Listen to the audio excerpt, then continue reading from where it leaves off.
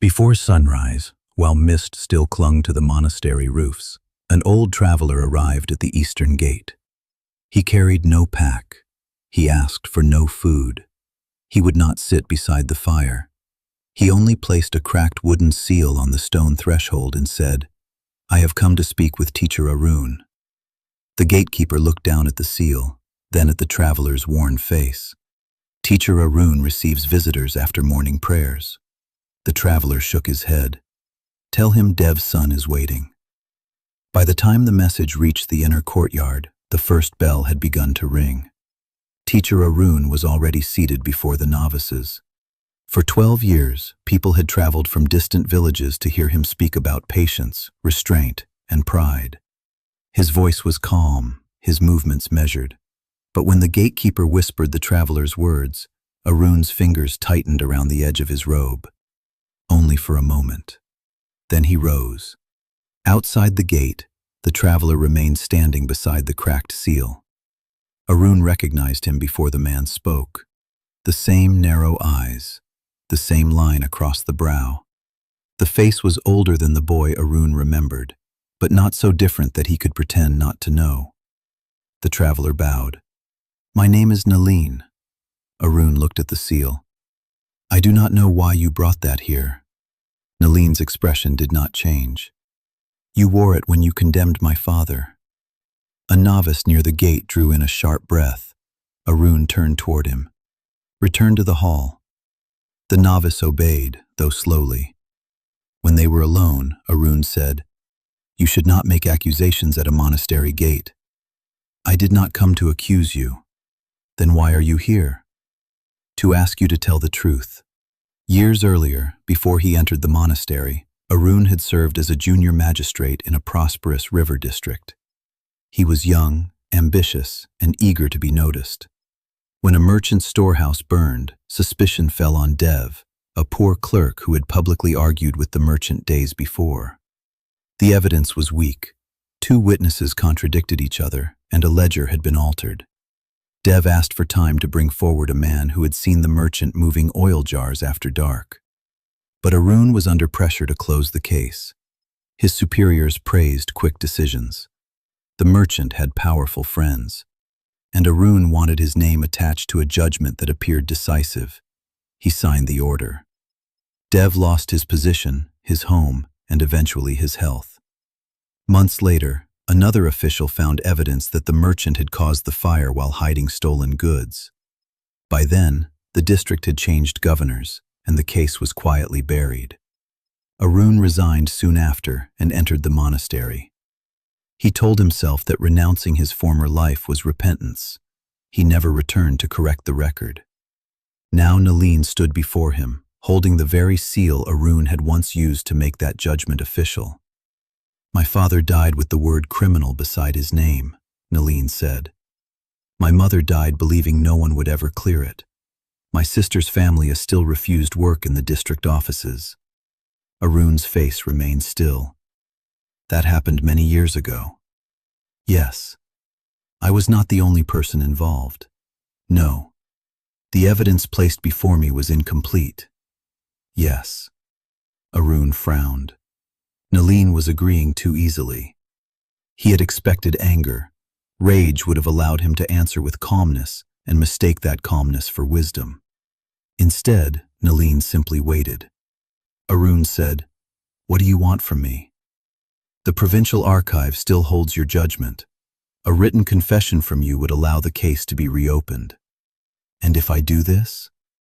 "My father's name may be cleared." "And mine?" Nalin looked at him for a long moment. "That is not why I came." The answer struck harder than an accusation. Arun led Nalin into a small receiving room, away from the novices. He poured tea, but neither man drank. "People depend on this monastery," Arun said. "Students, villagers, families who come for guidance. A scandal could damage more than my reputation." Nalin lowered his eyes toward the untouched cups. "Then perhaps you should protect them by continuing to lie." Arun's voice sharpened. "I did not say I would lie. You said the truth might be inconvenient." You do not understand what is at stake. Nalin looked up. My father understood. For the first time, Arun felt anger rise openly in him. He had studied anger as if it were smoke passing through an empty room. But this anger found every place where pride had hidden. He called for the abbot. The old abbot listened without interrupting. He asked to see the cracked seal. Then he asked Arun, "Is the traveler's account true?" Arun replied, "It is not that simple." The abbot nodded. That was not my question. Arun looked toward the courtyard. Novices swept beneath the fig trees. Villagers waited near the kitchen. Beyond the wall, a child laughed. All of it seemed connected to the name he had built. Teacher Arun, the patient one, the disciplined one, the man who spoke about truth without raising his voice. He said, "I made the judgment, but I acted under pressure. Others concealed the evidence. I was young." The abbot asked, "Did your hand sign it?" "Yes." "Did you later learn it was wrong?" "Yes." "Did you return to repair it?" Arun said nothing. The abbot carried the seal into the main courtyard. He placed Arun's ceremonial teaching seat in the center of the stones. By then, the novices had gathered. So had several villagers. Arun followed, his heart beating harder with every step. The abbot rested one hand on the empty seat. "Which is heavier?" he asked. "The wrong you committed, or the person you have become while refusing to carry it?" No one moved. Arun looked at the seat. For years he had believed humility meant speaking softly, owning little, and lowering his eyes when praised. But praise had become his food. His robe had become his armor. Even his calmness had become a way to remain above other people. He had renounced wealth. He had not renounced the need to appear good. Arun turned toward Nalin. "What happened to your father was caused by my decision. I knew later that the judgment was wrong. I did nothing to correct it." A murmur passed through the courtyard. Arun continued, "I told myself that leaving public office was repentance. It was escape."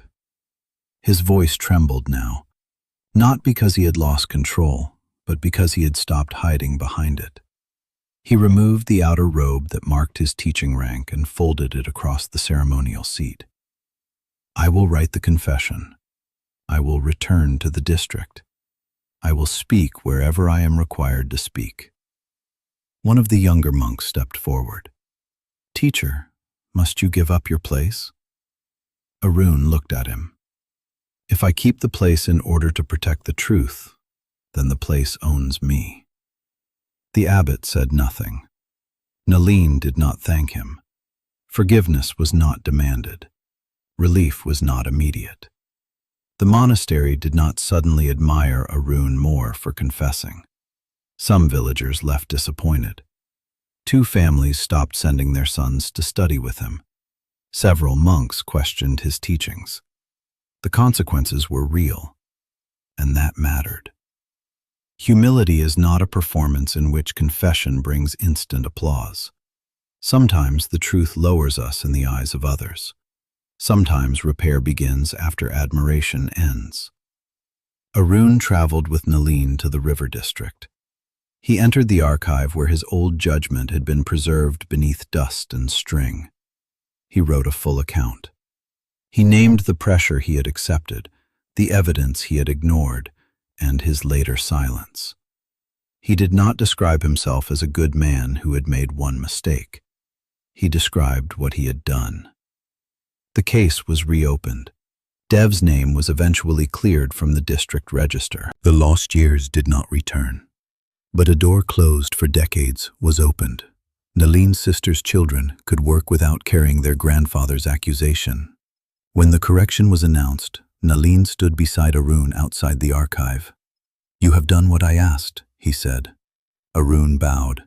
"I have begun what I should have done long ago." Months later, Arun returned to the monastery. He wore a plain robe. No bell announced him. No one prepared the teaching seat. In the courtyard, a young novice was sweeping fallen leaves into a small pile. The novice looked up and instinctively bowed. Arun bowed back. Then he took a second broom from the wall. He stood beside the novice and began to sweep. Perhaps you know what it is to protect an image of yourself, the capable one, the generous one, the calm one, the person who never fails. And perhaps a mistake, a conversation, or an old wound threatens that image. In such moments, humility does not ask you to hate yourself.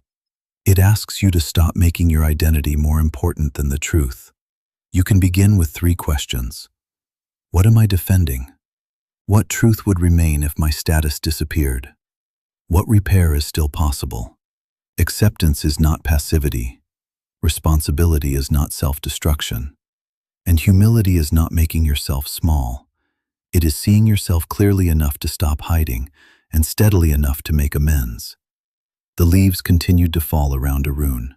He did not ask whether the novice still respected him. He did not explain who he had once been. He simply swept the stones in front of him.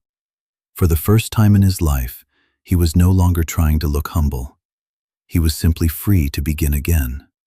Thank you for spending these quiet moments with me. I hope this story helps you meet truth with courage and yourself with honesty. Until the next